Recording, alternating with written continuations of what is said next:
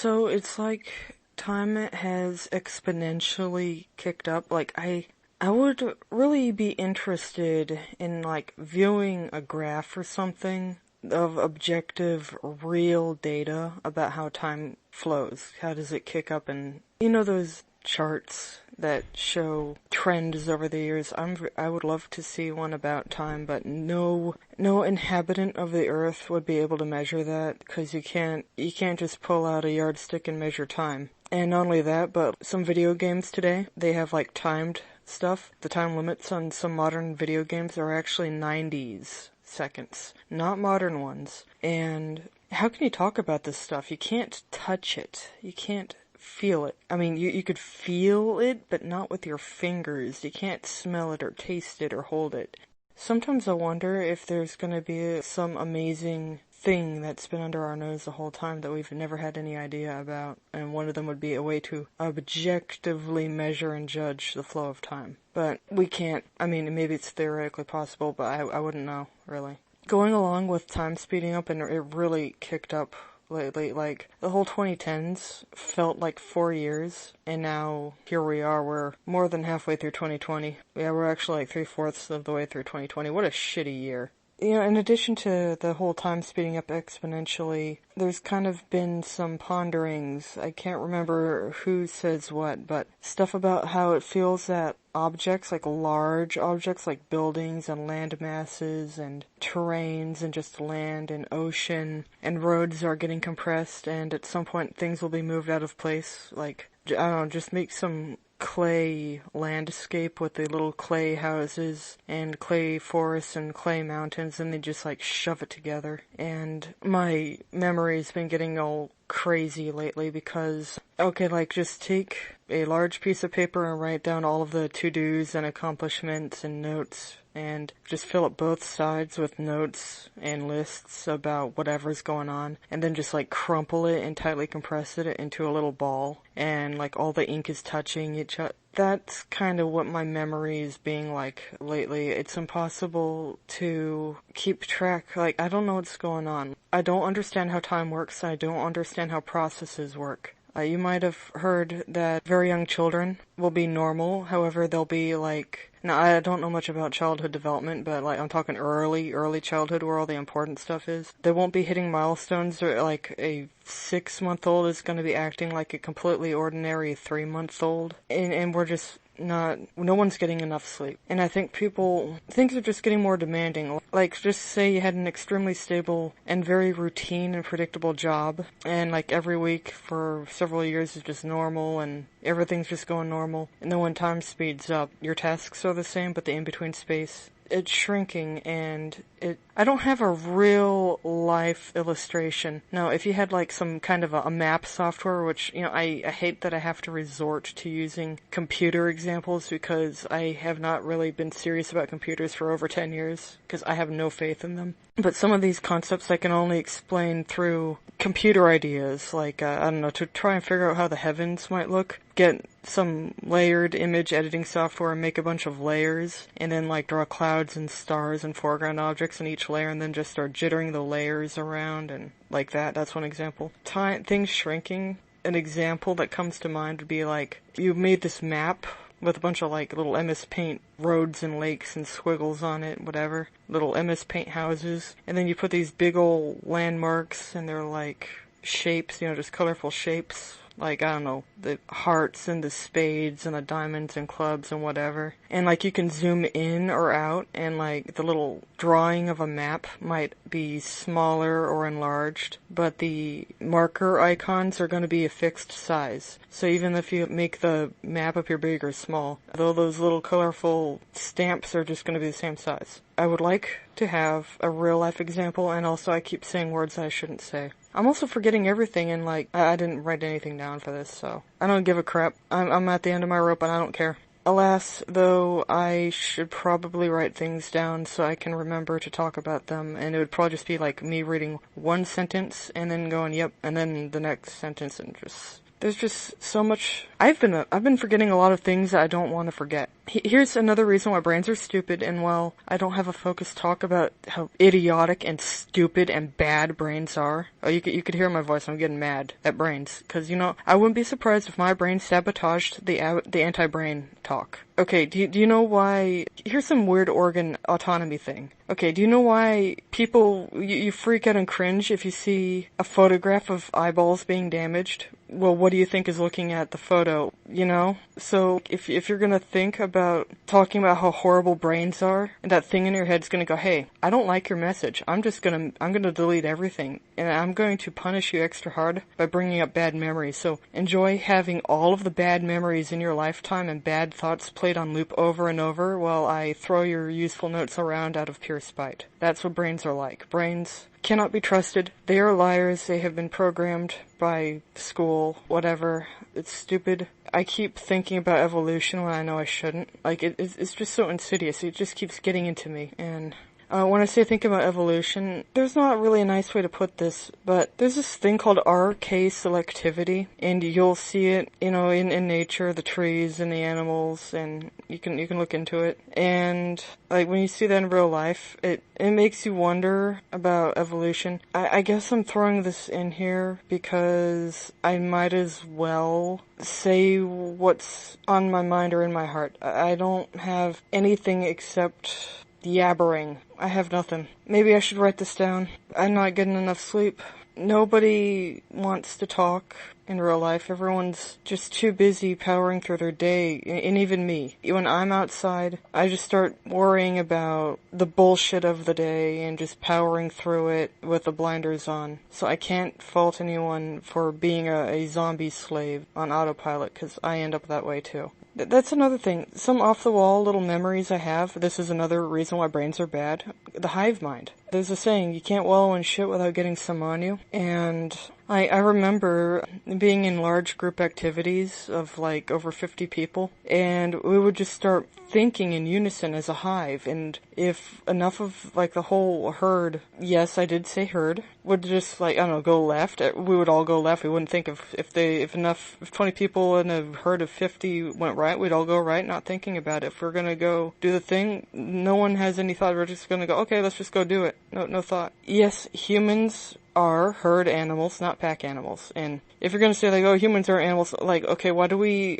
have mammalian pregnancy? Why do we eat? Why do we poop? Why? Come on. Alright, like if you dissect a horse or something and then you dissect a human, you're going to find a lot in common, okay? The horses walk on their fingernails, alright? We got fingernails. I'm just in some unfocused rant, and I know I sound extremely angry about off-the-wall things, and the truth is I'm furious, I'm livid, but not necessarily at the things that I'm talking about right now. It's just that I'm at the end of my rope, and I'm probably gonna, snap, and that might be very interesting. I've always wanted to avoid drama, but at some point, something's gotta give. I'm so close to the breaking point right now that I'm probably going to set off a drama nuke in a manner of speaking. They're not real, but you know what I'm talking about here. 'Cause, I am just so done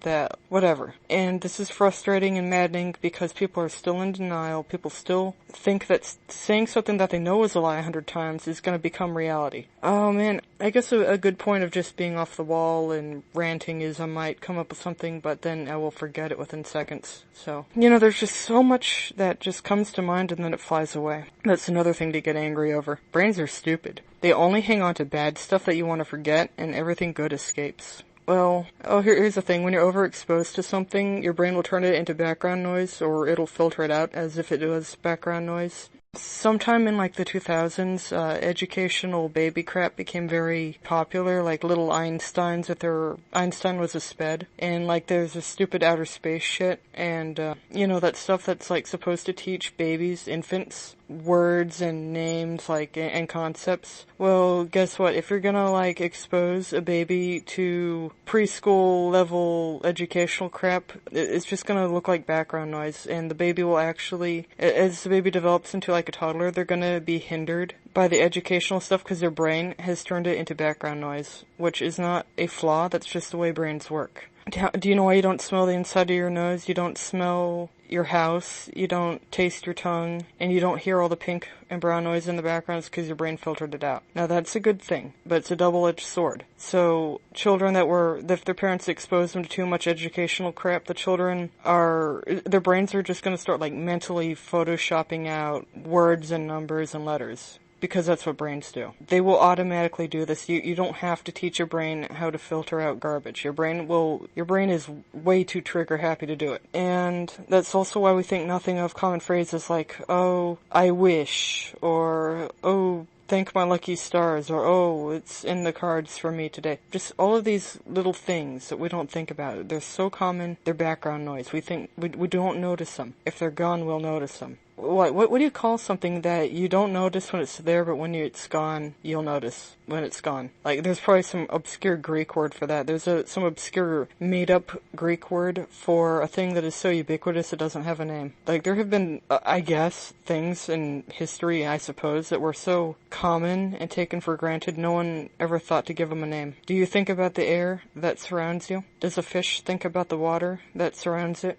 If we submerged ourselves, we'd start thinking about water because we're not in the air anymore. And if a fish ended up on land, the fish is going to start thinking about the air and the absence of water. So there's that. And I don't give a crap. This is the unfocused ramble. I try to keep these limited because things like this should only be done in very short bursts. So I'm just going to try and trim this down, and I might just throw a bunch of words at the recorder next time. Or maybe I'll add a few more thoughts. Because why not? I'm just riled up and I'm just grouchy because I'm at the end of my rope. Like, I've had so much just slow burn suffering. Not like high intensity suffering, but just this grating that's been going on. So, Jesus told us that there's going to be people, I think he actually downplayed a lot of the stuff he said, and I think Jesus held his tongue a lot. Because there's some things that I think if Jesus said them, it would have scared us off. So, that's just my thoughts. He said that we would be hated for his name's sake, but they don't, the freaks that hate us from the day one, they don't tell us that. They might pretend to be nice to our face if they had to, but usually they don't feel that it's necessary to pretend to be nice, unless it's like a prank. Like, when I can't think of any clear examples. I've also been having migraines lately. Oh, this is fun. The left ear tinnitus at night. Everyone's been having it. I mean, people will say they don't have it, but a lot of people have tinnitus in their left ear at nighttime. And anyway, so that's a side thing. Well, okay, if I were to, talk about being abused by freaks at a young age, I would just get so angry that I'd probably blow all of my energy and have none left, and I need all the energy I can get. But we are hated. Who would hate a 4-year-old girl? I will tell you who hates a 4-year-old girl and wants to torture her. A 25-year-old man in a dress, and a 6-year-old boy in a dress, okay? Those hate 4-year-old girls, and there's, a few Martins that were really sexist and nasty and just hostile towards ordinary girls and just wanted to destroy our stuff because we were girls and we existed. That means that we need to have our pencils destroyed, that we should have our notebooks stolen and ripped up. And if we're having lunch, a sexist Martin will just steal our lunch because we're girls. And if we were castrati, we could probably beat him up, but that's not how it went. Teachers would always turn a blind eye. Parents would always turn a blind eye because your parents are a part of it. I don't care what you think. I don't care if you're like, oh, only the elites do inversion. It's not for normal people. I got some news for you. You're stupid. Okay, I gotta put a lid on this, but there's so many things I would like to say, but we don't have free speech. Americans all about oh, we're American, we have free speech, we have our guns. I don't have any guns, but that's an example. And here's another thing, freedom of assembly. That has been so much under attack. Okay, Americans will say oh, we got free speech, free press, we got guns, we have free assembly, freedom of assembly. No.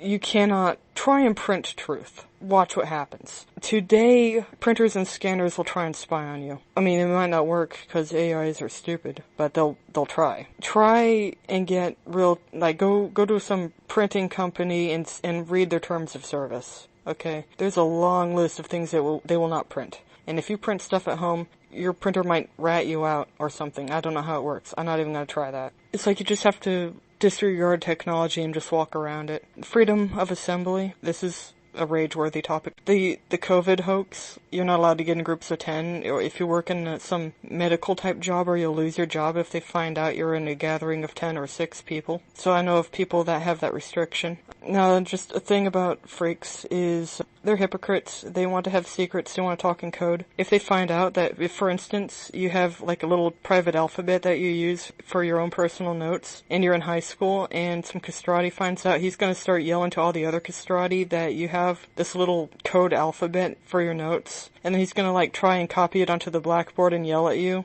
Oh, by the way, they shoot themselves in the foot when they do this. A few times in high school, castrati, oh, in elementary school too, they would get so riled up, they would start screaming about some kids just standing around doing nothing. Like, sometimes it was directed at me because, like, I had this thing, like this little, oh, I'll just draw little symbols, and castrati got really weird about that. They tried to, like, highlight it on the blackboard, and the other students were like, what the hell? Like, what are you going on about? Why are you getting so mad? And they'll pretty much do the same thing to other students, usually actual girls, because they're freaks. And they want to exclude everyone from their group, but if you try and exclude them, oh, they are going to, they flip their lid. They go ballistic if they're excluded. And I guess the only nice thing that I have to keep me going right now is, so apparently there is a super glass divider between wherever heaven and hell are located. So it blocks people from passing between heaven or hell, but you can hold a conversation through it. So yeah, you could probably, if you were not too petty or whatever, like if you're petty enough to remember the people you knew on Earth, in heaven you could probably like go on a walk over the glass pane and kind of look down and go, oh hey, I remember you. How's the temperature down there? How's it going? Oh, you know, if you did a few things differently, you wouldn't be down there. Just saying. So like, I'm petty, I'm angry, I'm grouchy and ranty, and oh man, this thing is 22 minutes, 23. I'm gonna see how much I can trim this down. So I should probably make an outline next time. I don't give a crap. Bye.